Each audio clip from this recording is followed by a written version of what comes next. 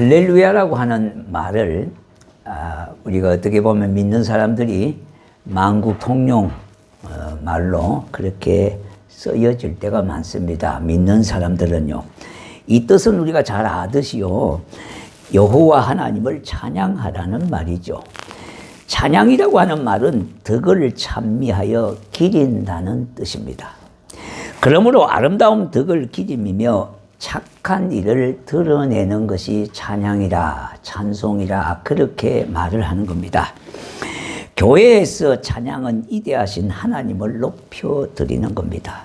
그러므로 찬송을 찬양을 하나님께 드리는 거죠.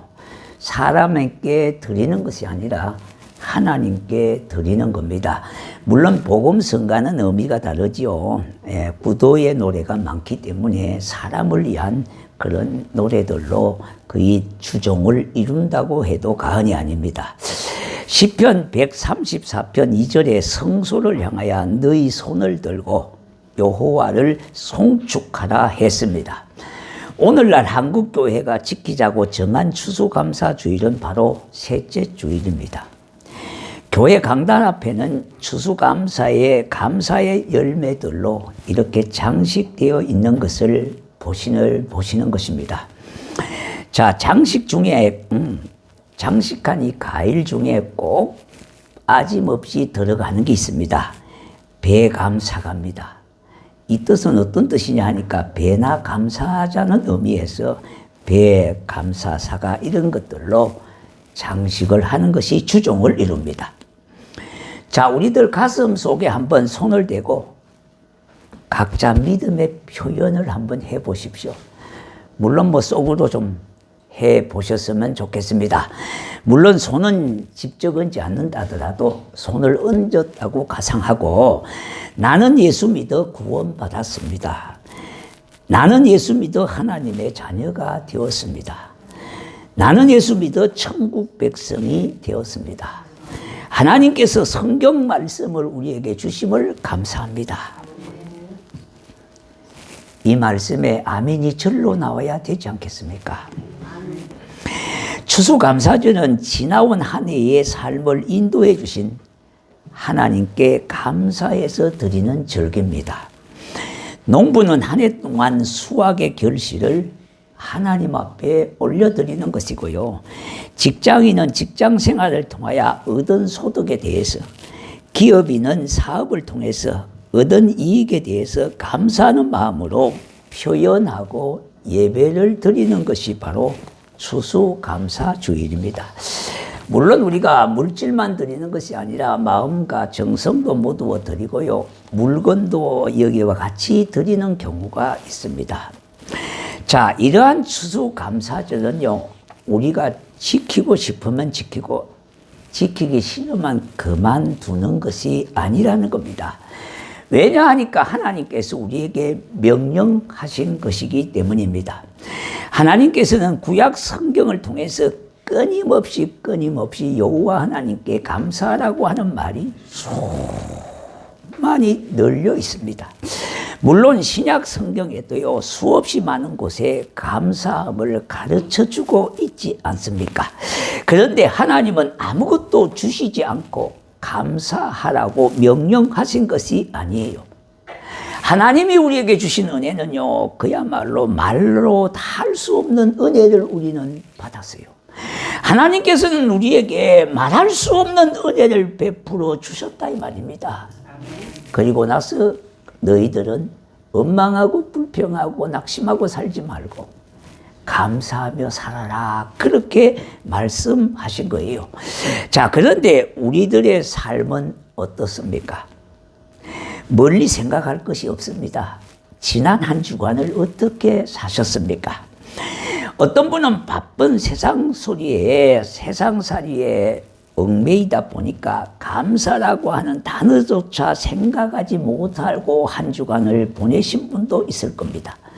남과 비교해서 자신이 받은 은혜가 적다고 불평하고 원망하며 일주일을 그냥 시간을 보낸 분들도 있을 겁니다. 또한 남에게 아픔과 상처를 입힌 분도 있을 것이고 상처를 준 분도 있고요, 받은 분들도 있을 것입니다. 그리고 합력하여 선을 이루시는 하나님의 뜻을 기다리지도 못하고요.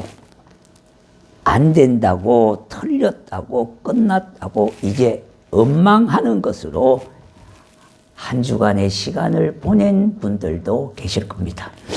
자, 여러분은 어떻게 지냈습니까? 예수를 믿고 구원받아 하나님의 백성이 되었으며 하나님의 자녀가 된 우리는 반드시 하나님께 감사하며 살아야 될 특권을 받은 사람들이에요. 로마서 1장 21절에 보면은 하나님의 진노가 임하는 이방인들은 어떻게 해서 하나님 앞에 죄를 쌓고 사느냐 하니까 구원받지 못한 특징이 있는 특징 중에 하나가 이겁니다. 하나님을 알되 하나님을 영화롭게 아니하며 감사하지도 않는다고 했습니다. 자, 자연 법칙을 통해서 하나님이 있다고 하는 존재의식은 거의 불신자들도 하고 있는 것은 사실입니다. 일반 법칙을 통해서도요, 뭔가 조물주가 있고 절대자가 있다고 하는 사실에 대해서는 거의 동감을 한다 이 말입니다. 그런데 그들에게 빠진 것이 있습니다. 바로 감사하지 않는다는 겁니다. 역대하 32장 25절에 보니까 히스기야가 마음이 교만해져서요, 그 받은 은혜를 보답하지 않으므로 그 진노가 그의 유다 백성들에게 예루살렘에 내리게 되어졌다고 하는 것은 성경 역사의 기록입니다. 우리는 받은 은혜에 감사하지 않는 것은 교만한 것이고요, 하나님 앞에 커다란 죄를 짓는 것입니다.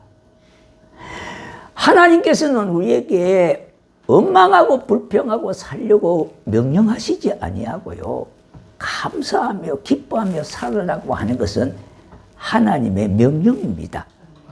그러니까 명령을 어기면은요, 죄가 된다고 하는 것은 뻔한 일이 아닙니까? 이거는 제가 말씀드리는 게 아니에요. 성경에 있는 거예요. 기분 나빠하실 이유가 없어요. 감사치 아니하고 사는 것은 하나님 앞에 죄를 짓는 것이다. 꼭 명심하셔야 돼요. 감사절에 감사하며 살자는 식의 설교를 하는 이유가 있습니다. 왜? 감사와 찬송은요, 예배자의 기본이고 특권이에요. 우리는 아무나 받은 특권을 받은 것이 아니에요. 하나님께서 구원받은 백성들에게 주신 특권이다 이 말입니다. 그리고 예배의 기본이에요, 기본요. 자, 오늘 보십시다. 즐거이 기쁨으로 노래하면서 이 말씀이 어디에 써 있습니까? 오늘 이 100편 1절에 나와 있습니다. 온 땅이여 여호와께 즐거운 찬송을 부를지어다. 기쁨으로 여호와를 섬기며 노래하면서 그 앞에 나갈지어다. 그렇게 말씀했습니다.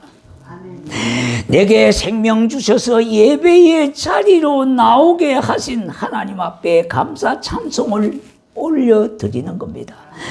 또한 하나님을 경배하는 자리에 오게 하신 것도 하나님 앞에 감사할 수밖에 없지 않습니까? 오늘 이 시간 보십시오.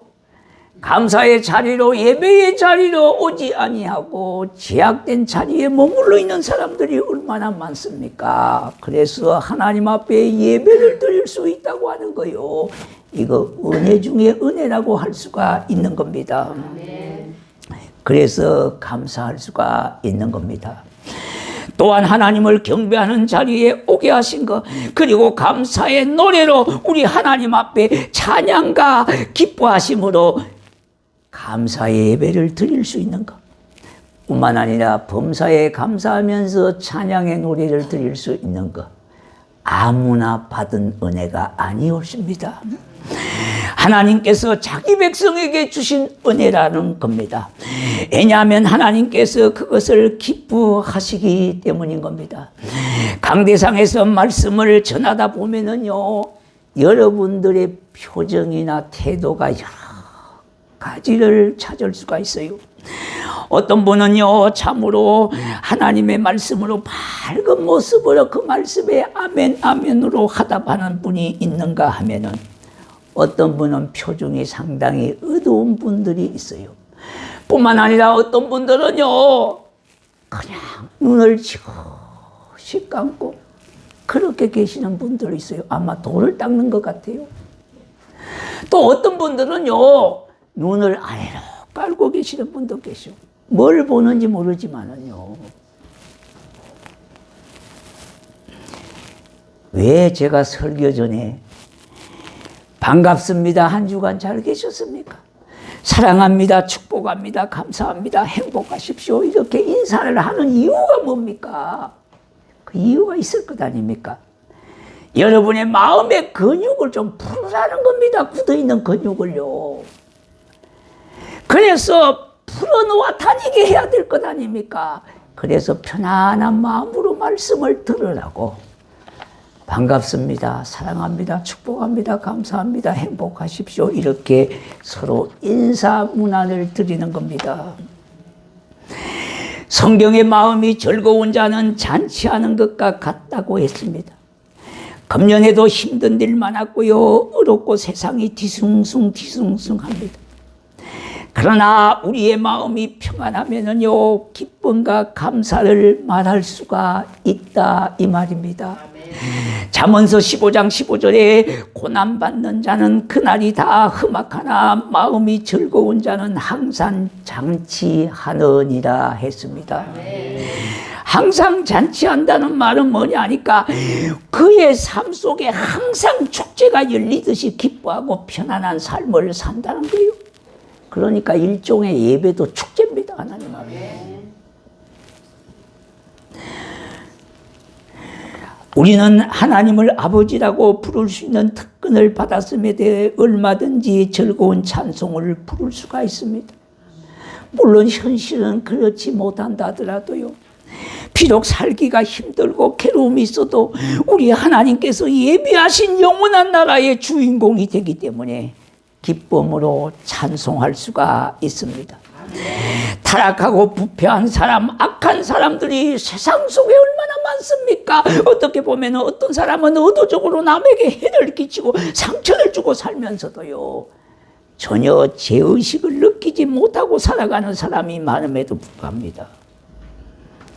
그래도 우리는 그들을 위해서 원망하고 정죄하지 아니하고요, 그를 불쌍히 여기며 항상 그를 향하여 기도하는 것, 하나님의 백성이 된 것 감사하셔야 되겠다, 이 말입니다. 사랑은 오래 참는 것에서 시작합니다. 참고 사랑하는 것이 사랑의 시작이고 감사의 시작입니다. 여러분 가정에서도 화목하게 살려면요, 누군가는 참아야 돼요. 이게 여인의 일생이 아니라 남자가 참든지 여자가 참든지 둘 중에 하나는 참아야 돼요. 참지 않고는 가정 평화를 이룰 수가 없고 화목은 물 건너갈 수밖에 없습니다. 예배도 또한 하나님 앞에 감사드리는 거요. 감사로 하나님 앞에 예배하는 겁니다. 시작이 감사예요. 시편 50편 23절에 감사로 제사를 드리는 자가 하나님을 영화롭게 한다고 했습니다. 우리가 추수감사 예배를 드리게 되면요, 모든 것에 은혜로 주신 하나님을 높이고 감사를 올려드리는 잔치가 되는 겁니다. 왜 그렇게 하는 것입니까? 하나님께서 항상 기뻐하는 것이 그것으로 인하여 영광을 받으시기 때문입니다.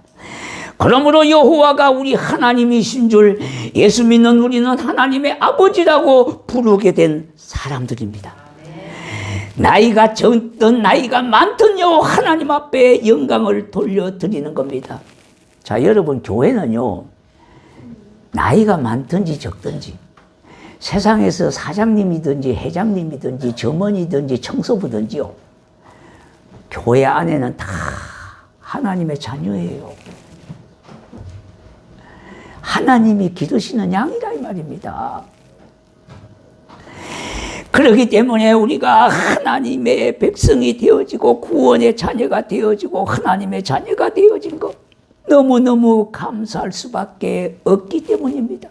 오늘 이 본문 말씀 3절에 보니까 여호와가 우리 하나님이신 줄 너희는 알지어다 했습니다.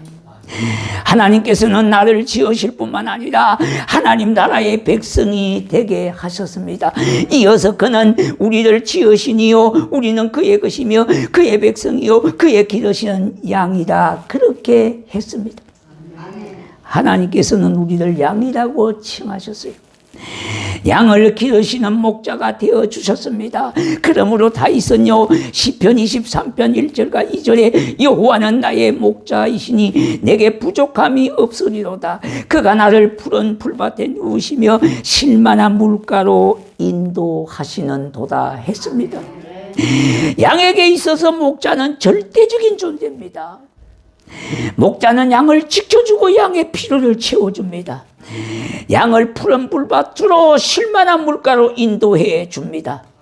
그러므로 양은 목자 없이 살 수 없는 동물입니다.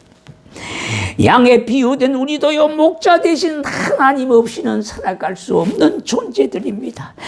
그러므로 하나님께서 우리를 향한 사랑과 돌보심에 영원한 것에 감사해야 하는 겁니다. 본문 5절을 보겠습니다. 여호와는 선하시며 그의 인자심이 영원하고 그의 성실하심이 대대에 이르리로다 했습니다. 한번 우리를 자녀 삼으시고 백성으로 삼으신 하나님의 사랑은 영원하다고 했습니다. 정말 이러한 사실이 믿어지느냐 이것입니다. 아기 엄마가 젖먹이는 아이를 어떻게 잊겠습니까? 아이들 놓고 나간 직장을 나가고 사업 처준으로 나가는 부모가 항상 아기 생각뿐이 아니겠습니까? 안전하 선하 아기 생각으로 가득 차는 것이 정상입니다. 아이들 친정에 어머니에게 맡기든지 시어머니에게 맡기든지요. 아기 엄마가 애들 낳고 나왔다면 나오는 순간부터 빨리 집에 들어갈 생각밖에 안 할 겁니다. 그것이 정상이다 이 말입니다. 그런데 하나님께서 아기 엄마가 혹시 아기를 잊을지라도 나는 너를 항상 잊지 않을 것이라고 말씀하고 있지 않습니까? 이에 손바닥에 우리를 새겼다고 말씀하고 있어요. 이사야 49장 15절과 16절에 여인이 어찌 그 젖먹는 자식을 잊겠으며 자기 태에서 난 아들을 긍휼히 여기지 않겠느냐. 그들은 혹시 잊을지라도 나는 너를 잊지 않아야 할 것이라 내가 너를 내 손바닥에 새겼다고 했습니다. 우리는 하나님의 손바닥에 새겨진 사람입니다. 손바닥에 새겼다고 하는 의미가 무엇이겠습니까? 손바닥에 새겼다고 하는 것은요, 항시 매번 매초 매분 순간마다 시도 때도 없이 볼 수가 있다는 겁니다. 하루에도 수없이 손바닥을 볼 것 아닙니까? 하나님이 그와 같이 우리를 기르시고 돌보시고 이끌어 주신다는 말씀이에요. 그러므로 우리는 모든 것에 감사하며 살아야 하겠습니다. 거의 휴대폰을 다 들고 다니시잖아요. 아이들까지도 뭐 거의 다 들고 다니시는데 할머니와 할아버지를 구분하는 그거 보면 휴대폰 보면 알 수 있습니다.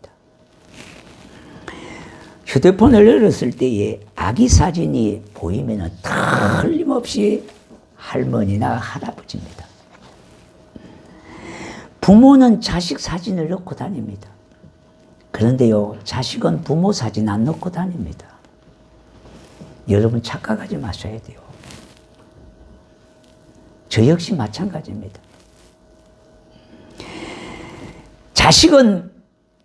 자식은 부모를 자기 삶에 끌어들이지 않습니다. 그러나 부모는 자기 삶에서 자식을 내놓을 수가 없습니다. 하나님께서 자녀된 우리를 손바닥에 새겨 붙잡고 계십니다. 그러니 우리는 감사할 수밖에 없지 않겠습니까? 아침에 눈을 떠서 일어날 수 있는 것, 예배의 자리로 나올 수 있는 것, 이 모두 우리에게는 감사의 조건들입니다. 그런데도 우리는 이런저런 이유를 들어 불평불만할 때가 대반 많습니다. 현대적으로 추수감사주의를 하면은요, 청교도들의 7가지 감사의 조건을 말하지 않을 수가 없습니다. 청교도가 신대륙을 발견할 때에 그들이 탄 배가 180톤밖에 되지 않는 작은 배였습니다. 작은 배라도 주심을 감사합니다. 둘째는요, 속도가 지금과 같이 40노트 이렇게 달리는 게 아니고요, 평균 시속 2마일, 진짜 거북이 걸음으로 항해를 했는데요, 117일간 쉬지 않고 계속 갈 수 있음에 대해서 감사했다 이 말입니다. 세 번째, 항해 중에 2사람이 죽었으나 배 안에서 한 아이가 태어났다는 겁니다. 그래서 감사하다는 말입니다. 넷째는 폭풍으로 큰 돛대가 부러졌으나 끝까지 파손하지 아니하고 목적지에 도달할 수 있었던 것 감사하다 이 말입니다. 다섯 번째는 여자들 중에 몇 명이 심한 파도에 휩쓸렸지만 모두가 구출됨을 감사했다 이 말입니다. 여섯째는요, 인디안들의 방해로 상륙할 곳을 찾지 못해서 한 달 동안이나 왔다 갔다 했지만은 그래도 결국 호의적인 원주민들이 사는 곳으로 상륙해서 드디어 신대륙을 밟게 되어진 것에 감사했다는 겁니다. 이들이 영국 본토를 떠났어요. 그 고통스러운 항해의 길이 3개월이 넘었었습니다. 그런데 감사한 건요, 한 명도 중간에 돌아가자고 그렇게 말하는 사람이 없음에 감사했다는 겁니다. 자, 여러분, 이 청교들의 감사가 누구의 감사입니까? 그럼에도 불구하고, 그렇지 않음에도 불구하고 감사였습니다. 청교도들의 감사는요, 작은 배이지만 배를 탈 수 있었던 거 감사했고요, 항해 끝까지 쉬지 않고 그렇게 거북이 걸음이라도 갈 수 있었던 거 감사했고요, 그러나 죽었으나 한 생명을 얻게 된 거 감사했고요, 돛대가 부러졌으나 끝까지 파손하지 아니하고 목적지까지 도달하게 돼서 감사했고요, 여자분들이 몇 명이 휩쓸렸지만은 그러나 저는 구출받았음에 감사했고요, 표류했지만은 결국은 뭡니까? 호의적인 인디안의 도움으로 신대륙에 발을 딛게 한 것에 감사하고요, 한 명도 죽지 아니하고 다 구출되었음을 감사하며 목적지에 도달했음에도 감사해요. 이 감사는 그럼에도 불구하고 감사였던 겁니다. 자, 여러분 한번 보십시다. 이들의 감사 조건을 비교해서 우리의 삶을 한번 비교해 보십시오. 우리가 힘들어도 어려워도 속상해도 감사하며 살아야 된다는 이유를 발견할 수가 있지 않겠습니까? 즐거이 살고 기쁨으로 살아갈 수 있는 것, 이것이 하나님 아버지의 뜻이잖아요. 그렇다면 이와 같은 영적인 면역을 우리가 가지는 것이 중요하다 이 말입니다. 그러므로 찬양하며 살 수 있어야 하겠습니다. 오늘 이 본문 1절과 2절에 보니까 즐거운 찬송을 기쁨으로 하라고 했습니다. 우리의 찬송이 하나님께서 선물로 주신 생명인데 즐겁고 기쁨으로 살며 즐거운 마음으로 찬양하며 살아가는 것이 하나님 아버지의 뜻이다 이 말이에요. 그런데 정말 세상 살아가는 세상살이가 쉬운 것 아니지 않습니까? 이른 아침 일찍부터 일어나 하루를 바쁜 일간을 보내면서 애쓰고 땀 흘리고 수고의 잔을 먹어야 하는 일간을 보면서 하루하루를 살아가는 것에 쉬운 일이 결코 없다고 하는 것, 그 생각을 지울 수 없지 않겠습니까? 그럼 우리들은 어떻게 사셨습니까? 살기가 쉽던가요? 쉽지 않습니다. 일가를 마친 후에 흐뭇하고 보람도 있지만은 어려운 일이 아주 많아서 때로는 주저앉고 싶고요. 때로는 포기하고 싶을 때가 한두 번이지 아니지 않겠습니까?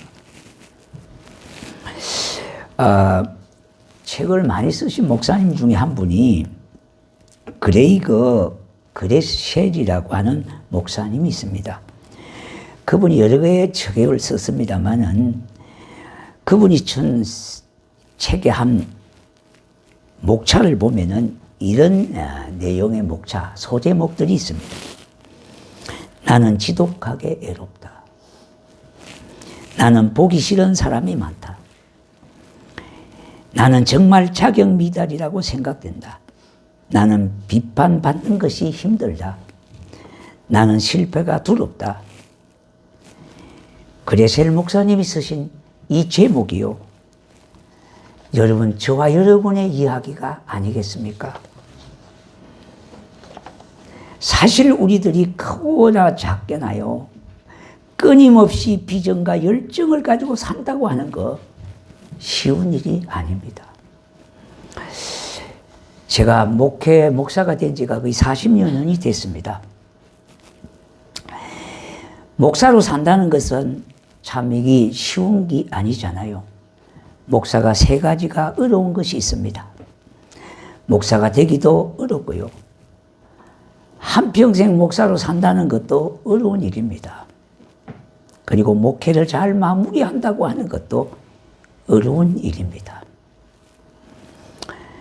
자, 어떻게 보면은요, 지금은 이제 일부를 정리해야 되고요, 전부를 놓아야 될 때가 임박했습니다. 제가 이제 지금부터 서서히 준비를 하고 있는데요, 우선 책을 정리하는 것을 가지고 시작하고 있습니다. 제가 책을 모은 것은요, 정말로 제가 새마을호를 타지 않고 안행을 타고 밤새도록 가서 새벽에 밥 한 끼 굶어가고 점심 굶어가면서 모은 책들이에요. 그러다 보니까 12,000권 책이 됐습니다. 어떻게 보면 여러분이 가진 아파트 한 채예요. 돈으로 환산한다면은. 그러나 목사에게 가장 중요시 일목이 뭐냐? 얼마나 책을 많이 가지고 계시느냐. 지금은 그런 평가가 없지만은 저희가 40년 전에 목회할 때만 해도 그것이 평가의 첫 번째로 대두됐습니다. 그런데 이제 일부를 포기해야 되고 버려야 될 때가 되니까 참 마음이 아프기도 합니다. 저렇게 모은 책이, 남들은 목욕탕 가고요, 탁구 치러 가고 그래요. 근데 저는 한 권의 책이라도 더 살려고 배가 고플 때가 수없이 많았습니다. 물론 교회에서 도서비를 줬었지만 그거 갖고 태부적이고요. 네.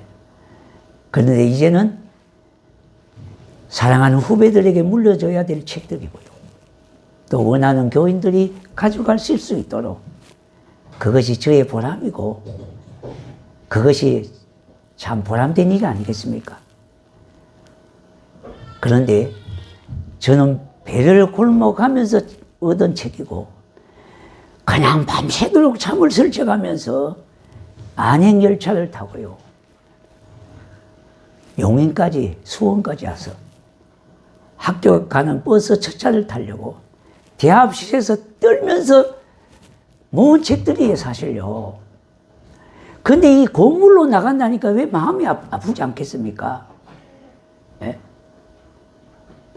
건물로 나가도 그것이 결국은 중고 서적으로 가요.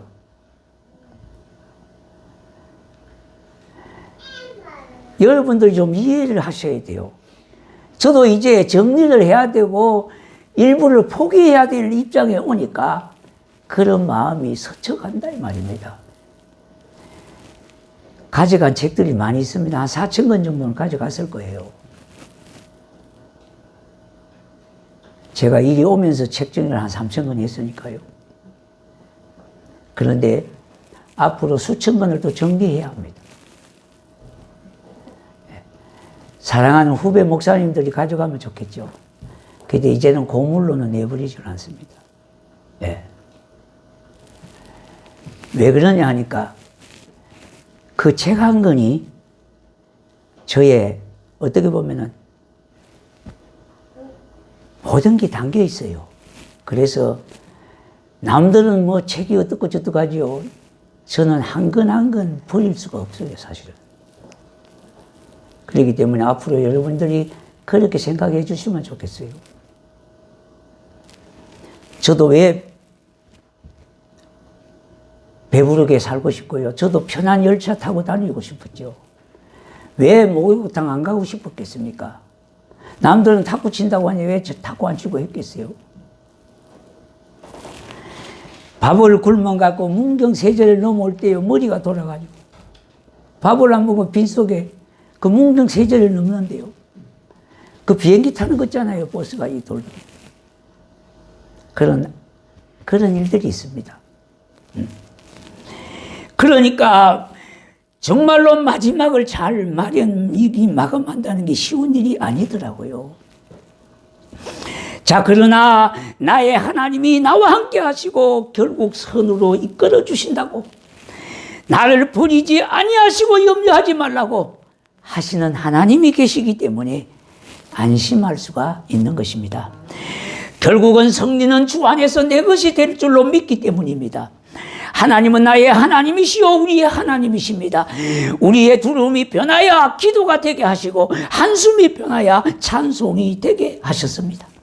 그래야 오늘의 기도 제목이 변하여 간증이 될 것입니다. 지금 겪는 고난이 훗날의 아름다운 추억으로 바꾸어질는지 누가 알겠습니까? 우리가 열정으로 최선을 다하여 감사하며 살지만은 현실은 힘들고 어려울 때도 많이 있습니다. 그래도 지치지 않도록, 넘어지지 않도록 하나님께서 우리와 함께 계신 줄로 믿습니다. 우리에게 다시 한번 기억해 주시는 그 말씀요,